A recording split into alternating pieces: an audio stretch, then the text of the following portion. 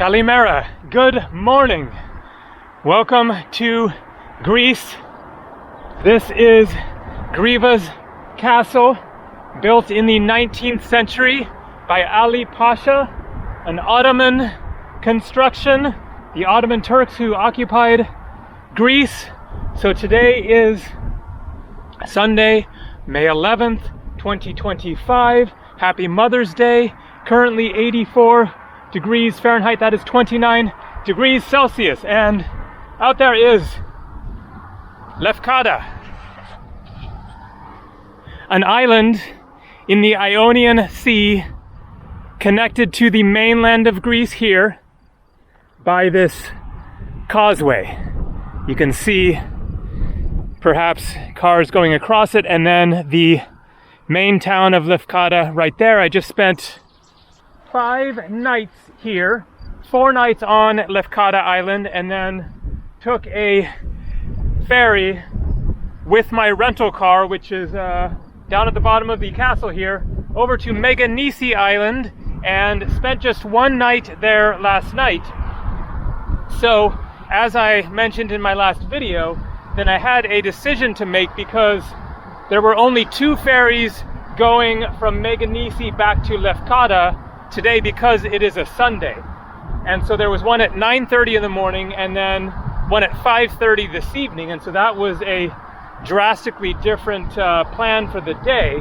And so I was thinking that I would spend the day on Meganisi and catch that later ferry. But for one thing, I kind of didn't want to take the chance that that one could be full. And then I am there for another night. And also, I just wanted to get the road trip going. This kind of feels like the real beginning of my Greek road trip because my main destination was the Peloponnese, which is a big region and so much to see. And so I could have spent, many more days here. There is so much more to see of Lefkada Island, or another relaxing day on Meganisi, but there is much ahead to explore. So today is going to be a real journey through history. That's partly why I wanted to start at this castle here. I love these kinds of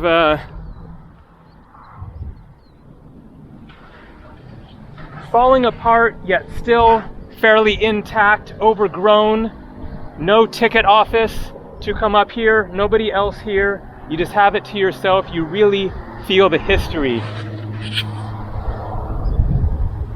And so I could have gone to that other castle over there, which as I mentioned in previous videos was closed because it was Tuesday, as was the case with a number of other ancient sites that I wanted to visit. But being Sunday, I could have stopped there on my way here. Decided not to, just because it looks kind of typical. I can imagine what it's like inside, and I have so much to see today, then decided to just skip that. But there is a pretty interesting looking castle there. But now it is time to head for where I planned to go first, but could not because it was closed on Tuesday. So let's get the journey started to Nicopolis.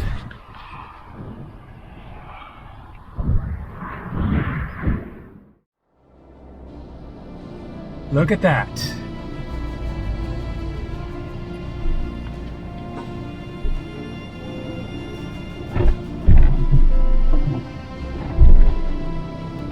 Whoa, it's incredible already.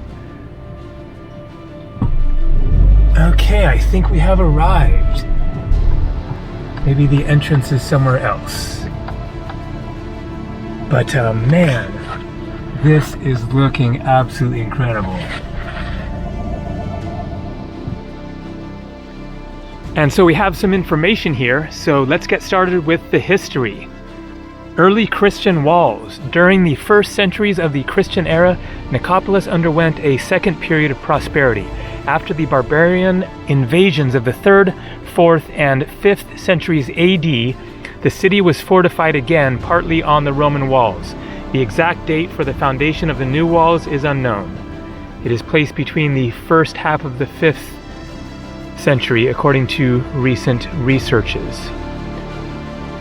The walls occupy an area of 180,000 square meters, 1/6 of the Roman city. So that is a later period of the city. So let's find the proper entrance inside, and then I will tell more about the history and especially the founding of Nicopolis. So here is the proper entrance. And I want to start off here by showing how massive this site is. Those are the city walls. Going along there and continuing, I'm not sure how far, but I will be driving out that way to see some other sites that are separate from the city here. So this city is absolutely huge and of extreme historical significance. Let's see what it says here. The house of the Ectigos Georgios, a luxurious Roman house. The first building phase of the house is dated in the 1st century AD. And so that is after the founding of the city. So this doesn't reference the founding of the city. I will get into that in a minute. Let's just take a quick look at what we're seeing here. So this certainly looks more modern right here. What is this? Not sure, very odd. This angled, seems like a roof. And then, oh, this feels like a cistern. That's my best guess. And then you could get the water that way, I guess. Okay, let's get deeper into it. So 10 euros, $11 entry fee. I already paid it.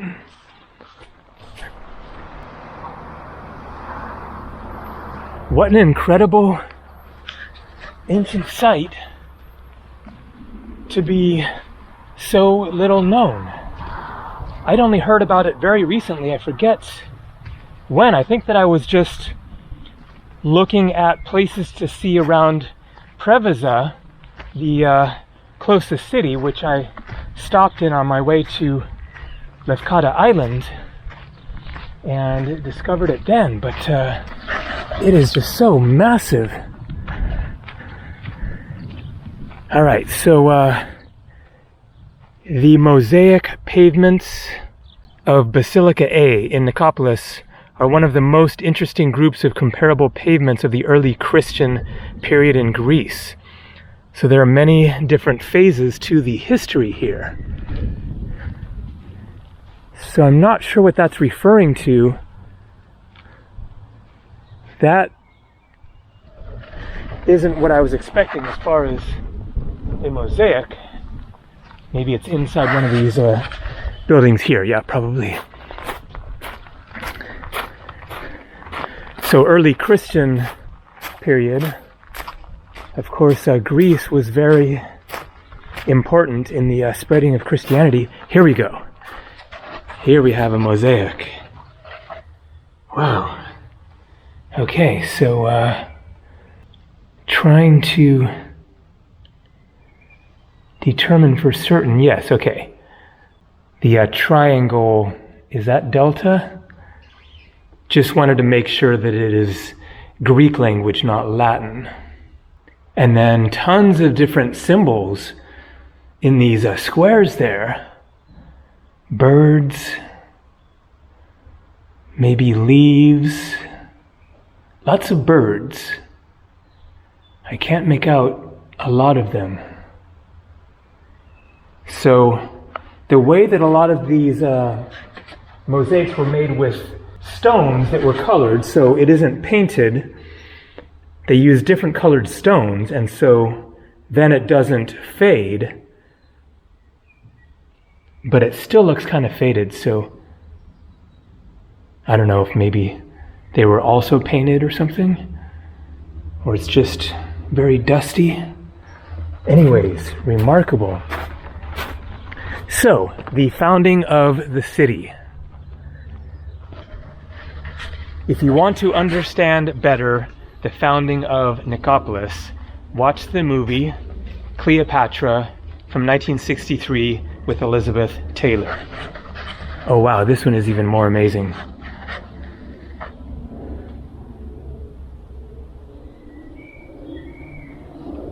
I would love to know more about what this is depicting. A man there grabbing like maybe a turkey,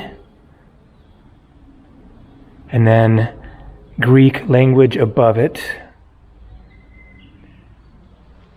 So a hunter, it looks like, hunting a deer, and then maybe another deer there.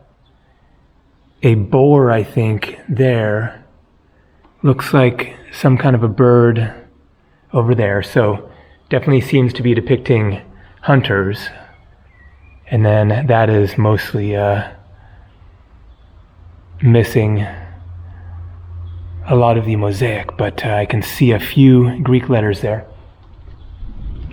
So, the epic movie Cleopatra, starring Elizabeth Taylor, depicts the life of the Egyptian queen Cleopatra, played by Elizabeth Taylor. And so here more Greek there, a very large bird, trees, fish. Wow. These mosaics are really, really amazing. And about 2,000 years old.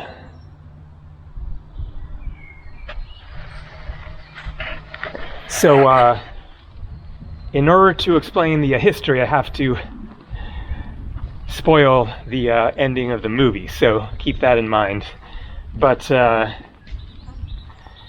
it involves Roman and Greek and Egyptian history, Julius Caesar, Mark Antony, Cleopatra. And so the Romans were determined to take over Egypt. Cleopatra, Macedonian Greek on one side of her family, I forget which, and then I think maybe that was her father, and then her mother was unknown. I think the other side of her family was unknown, but she was an Egyptian queen, but Greek, Macedonian. And so that goes into a whole debate about whether Macedonians were Greek, and therefore was Alexander the Great Greek. But I have been to many of the sites associated with Alexander the Great and seen mosaics similar to that at Pella, where Alexander the Great was born, and it also has the Greek language in the mosaics. So the Macedonians at that time were basically another tribe of Greeks, far separated from Athens and that society, considered kind of wild, primitive, tribal people, but then they rose up and under King Philip II, father of Alexander the Great, they conquered the rest of Greece and united Greece. The house of the Ectogos Georgios. So these descriptions are like describing the buildings, not giving you the history. So, very long story short, then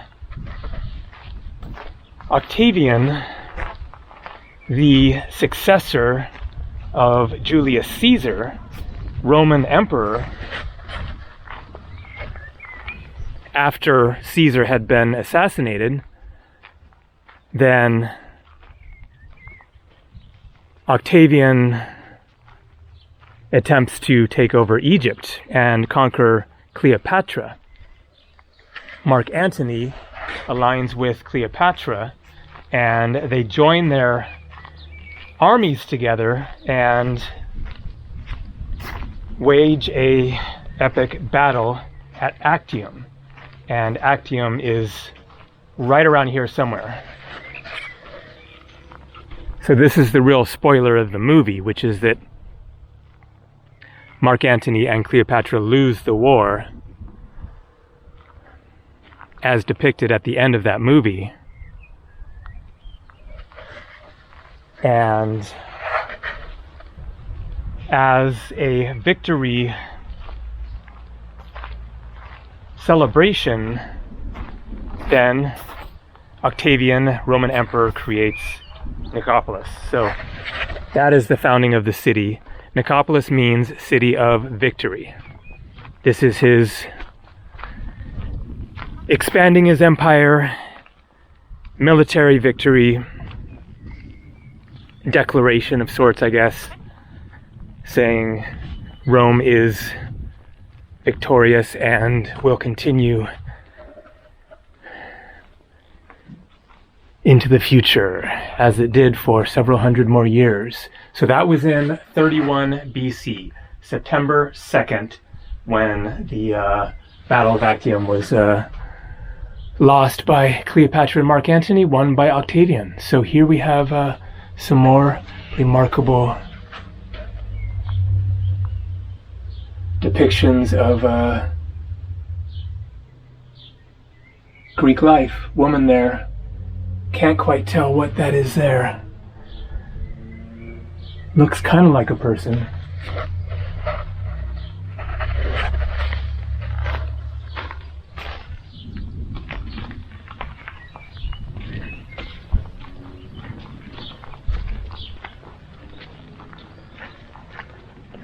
The small nymphaeum. So a nymphaeum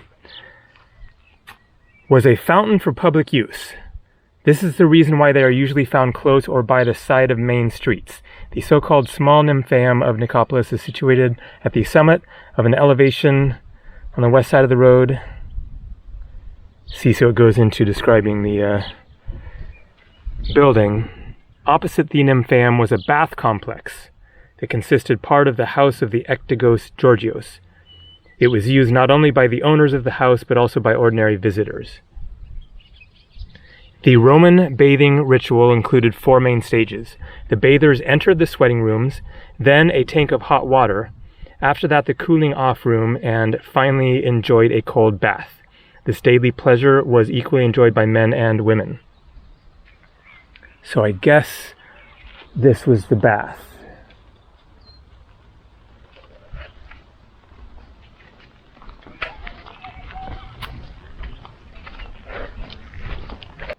So here's the grand overview. Over here you have the Ionian Sea. Here the Ambracian Gulf. So a very narrow, would this be an isthmus or a peninsula or something, area here. And then the Mazoma Lagoon. You are here, and there is the road. So what we have seen so far is just this little area right there. But then it looks like it extends all throughout here. Another amphitheater, it looks like, right there. And then this other area here, and I guess that is the main amphitheater.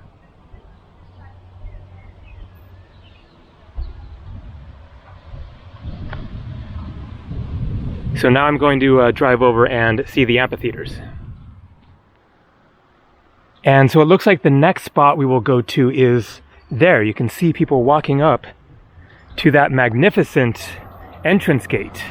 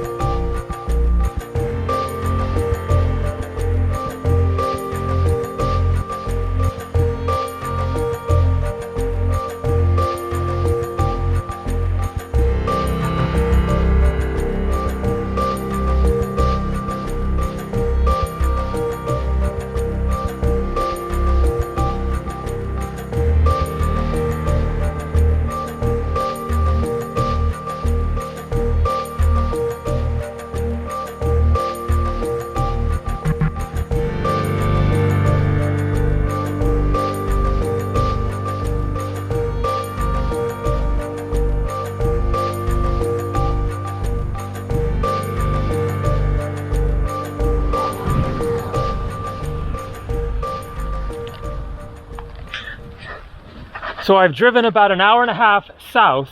It is now 3:45 in the afternoon. I stopped to fill up the gas, and so I'm on this regular 2-lane road.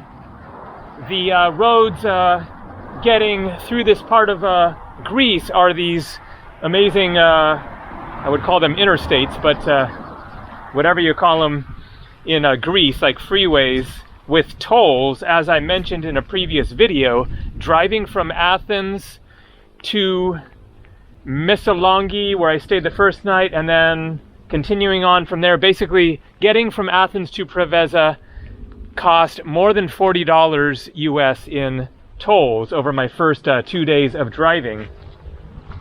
I will be driving over a bridge soon to the Peloponnese Peninsula, and the toll there was 15 euros, so I guess I will have to pay that one again going back. Anyways, I just filled up the tank and then am just trying to get back onto the freeway, and I passed a sign that said ancient, I think it was Kyrona. But it is all Greek to me. This sign is all in Greek, so can't tell you anything about it, but looks like they have a little amphitheater here. So look at that. Not nearly as remarkable as what I just showed at Nicopolis, that amazing, huge amphitheater. Or maybe this is something else. I mean, it is not in the typical semicircular style. It definitely does feel like a theater, though. More of the incredible history of Greece.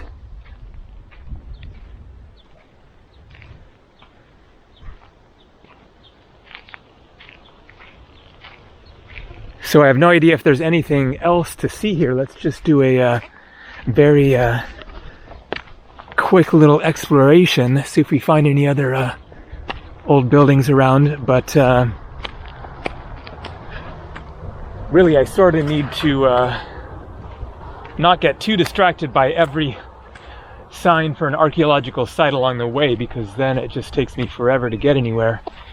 And I want to make a bit of progress into the Peloponnese today. I have no idea at all where I'm going to stay tonight. I don't even have anywhere in mind. I will probably get past Patras. I'm considering whether to stop there or not.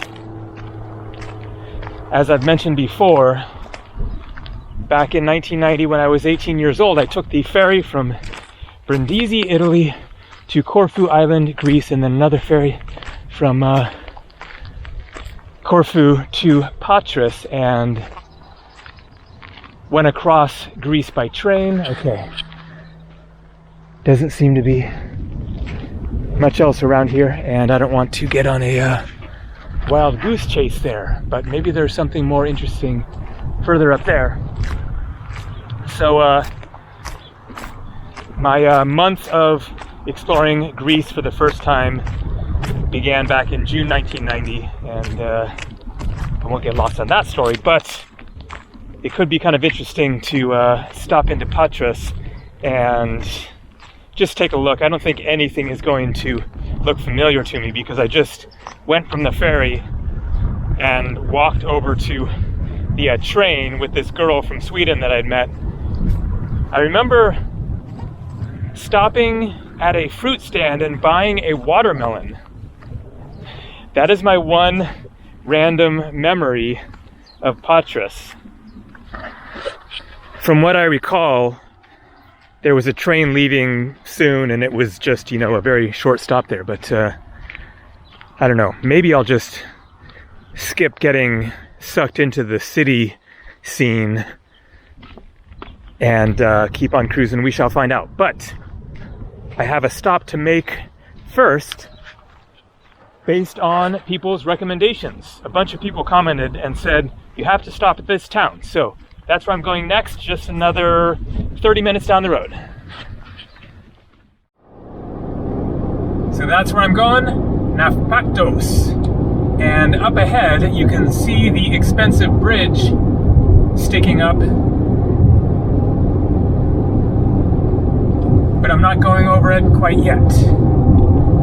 Take the exit. A quick detour here.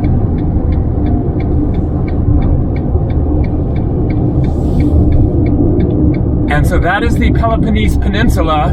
In 600 meters at the roundabout, take the third exit. On the other side of the Gulf of Corinth.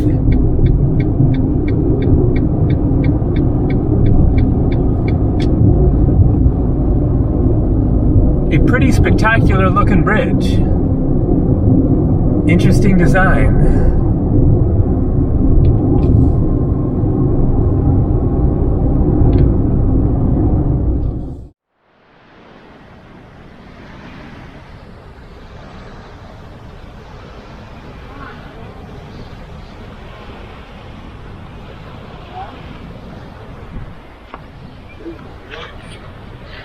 So this is Naupactos. There are some rock walls over there. Looks like the old town. I saw on the map, Venetian port, I think it said. Look at that. Kind of a cool mosaic of a sailing boat.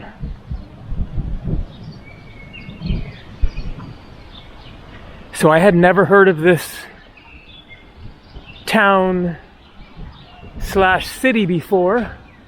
But what I saw driving over here looked really quite interesting. And up on the hill there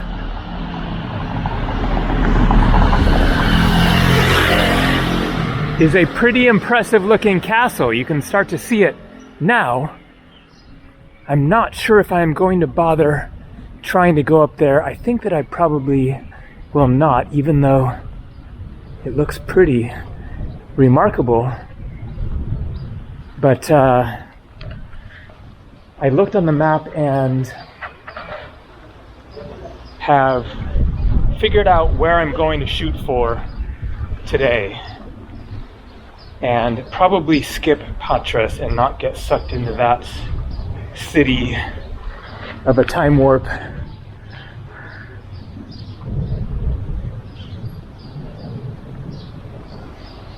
Because really the Peloponnese is all about the quieter places.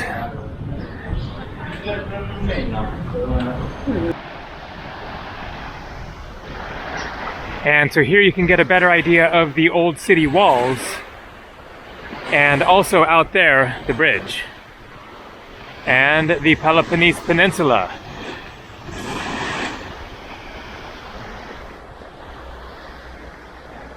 So here's a classic Greek covered restaurant area, great for dining.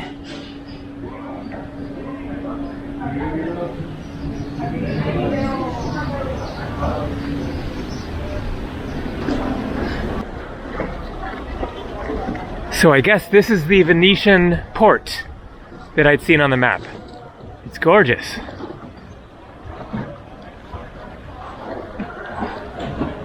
And there the castle. South Korea. Korea? I don't know. Where are you from? Oh,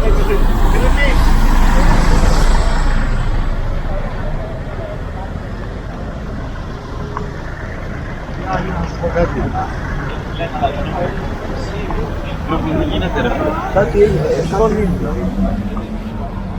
So thanks to you who recommended stopping here. Definitely worth it, especially since it was basically right on the way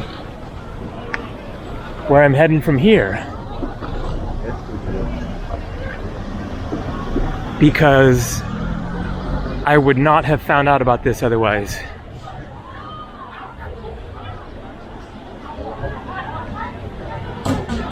Lovely square.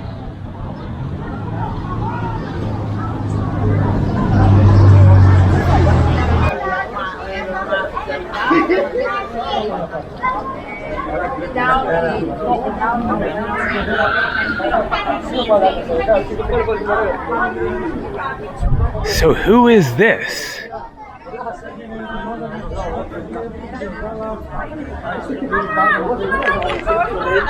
I'm guessing a Venetian, based on the style of dress and the shoes.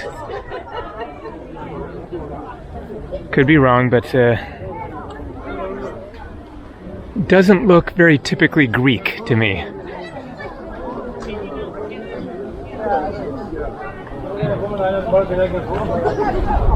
The harbor of Naupactos. It has always been a source of prosperity for the city. It was initially fortified during the 5th and 4th centuries BC. Wow. In medieval times, its defenses were first designed by the Venetians, who incorporated it into the castle city.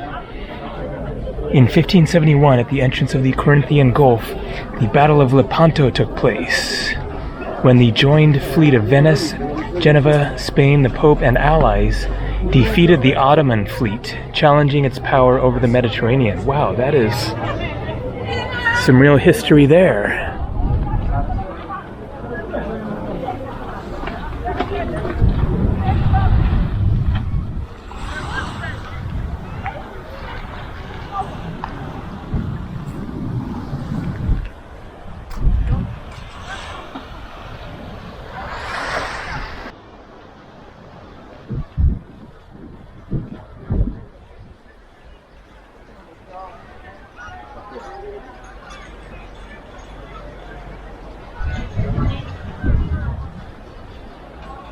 So it's all in Greek, but we have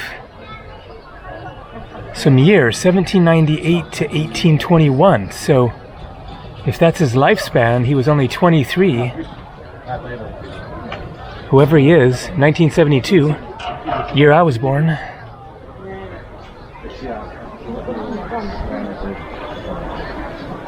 So, I don't know, but I guess maybe a local hero.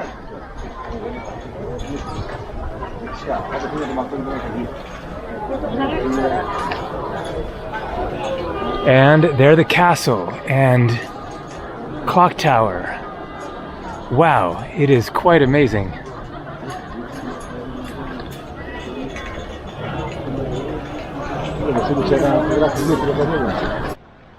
Look at this, in memory of the participation of the Maltese heroic warriors in the Battle of Lepanto in 1571.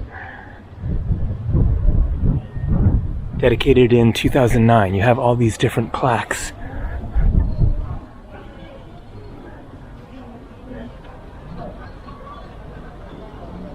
Not sure if that is Spanish or Portuguese. Cervantes, 1547 to 1616. Okay, I think this is clearly Spanish. Don Quixote? Huh. What is that about? Hrvatska, that is Croatia, right? 1571. In memory of the Croatian soldiers, there we go, and sailors who fought in the Battle of Lepanto 1571.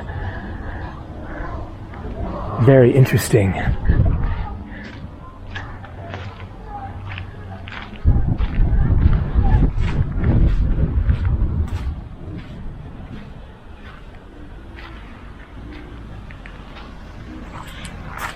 All right, let's walk around this way and then get back to my car and keep on cruising over the bridge to the Peloponnese.